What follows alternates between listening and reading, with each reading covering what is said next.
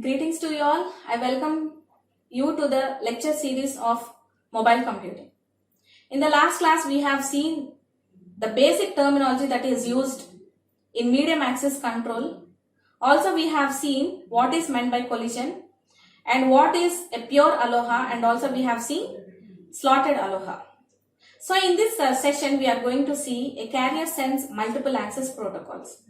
So I am Dr. Anveshni Dumala, working as an assistant professor in the Department of Information Technology in Vignan's Nirula Institute of Technology and Science for Women.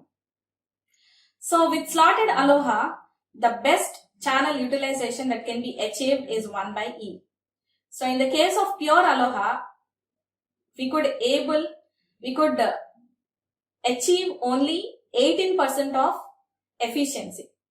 So by making the time into number of slots and slotted aloha, so the efficiency has been doubled. That is 36% of efficiency is achieved.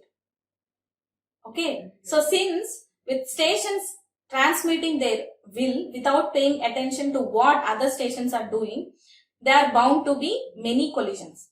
So in local area networks, however, it is possible for stations to detect what other stations are doing and adapt their behavior accordingly. So protocols in which stations listen for a carrier and act accordingly are called carrier sense protocols. So carrier sense multiple access with collision detection, that is CSMA CD. So if two stations sense the channel to be idle and begin transmitting simultaneously, they will both detect the collision immediately. So abort a transmission as soon as they detect a collision, saves both time and bandwidth. So after a station detects a collision, it aborts its transmission, waits for a random period of time, and then they tries again retransmitting the data. So assuming that there are no other stations have started transmitting in the same mean time. So this is used, this concept like carrier sense multiple access collision detection concept is used in LANs, local area networks, in MAC sublayer. So what is the motivation for the specialized MAC?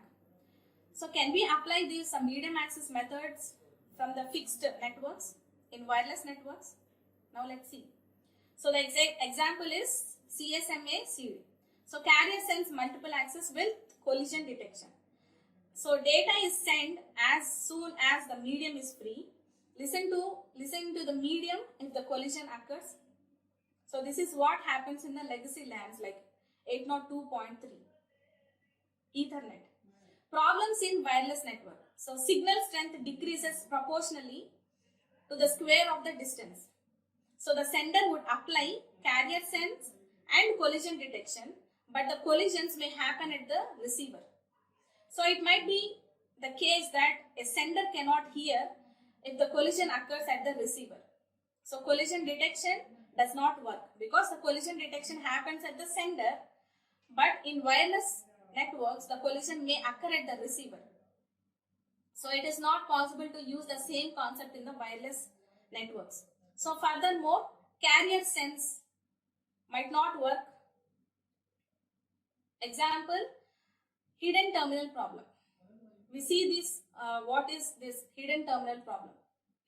So CSMA CD fails in wireless network because CSMA CD is not really interested in collision at the sender, but rather in those at the receiver. So the signal should reach the receiver without collisions, but sender is the one who is detecting the collisions. This is not a problem when we are using this in wire, as more or less the same signal strength can be assumed all over the wire. The strength of the signal in wireless network decreases proportionally the square of the distance to the sender. So the sender starts sending, but collision happens at the receiver due to a second sender. So now we'll see what are different ranges, signal propagation ranges. Okay, so for example, if you take a station, it has different radiuses. Okay, in each range, it has some capability. Like if the radius is very very close. If so, transmission range means communication is possible in this range. Next one, in this range, there is a low error rate. So, in the close proximity of the station, if the signal is reaching into the close proximity of the station, we are calling that proximity region as a transmission range. Okay. So, in the diagram you can observe, as the distance is increasing, the range of detecting a signal, the range of receiving a signal, also the range of ignoring a signal will depend. Okay. So next one is detection range. So in this region, the detection of signal is possible. So there is no communication is possible. So in this range, we can only detect the signal, but then we cannot receive that. Okay. So in order to receive a signal, it has to cross the detection range and it has to enter the transmission range so that the receiver can receive the data. Right. So next one is interference range. So signal may be detected, Okay, signal adds to the background noise. So the signal will get interfered with the other signals and it seems like a noise. Okay. So next one is hidden and exposed terminal problem. So consider the scenario with 3 mobile phones as shown in the figure. So the transmission range of A reaches B but not C. See, every station has its own transmission range.